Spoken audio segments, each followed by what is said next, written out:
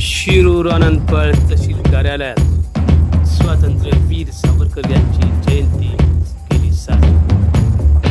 यावेळी तहसीलदार गोविंद विद्यवाड यांच्या हस्ते स्वातंत्र्यवीर सावरकर यांच्या प्रतिमेस पुष्पहार अर्पण करून विनम्र अभिवादन करून जयंती साजरी केली।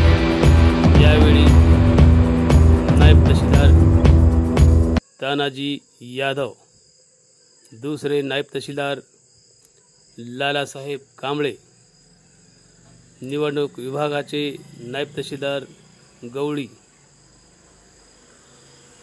भाजपचे ज्येष्ठ नेते अनिल शिंदे, तालुक्याचे ज्येष्ठ पत्रकार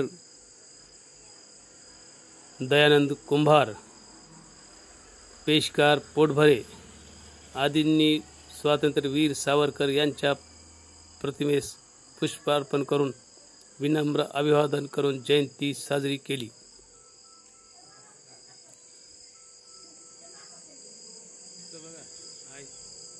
बघा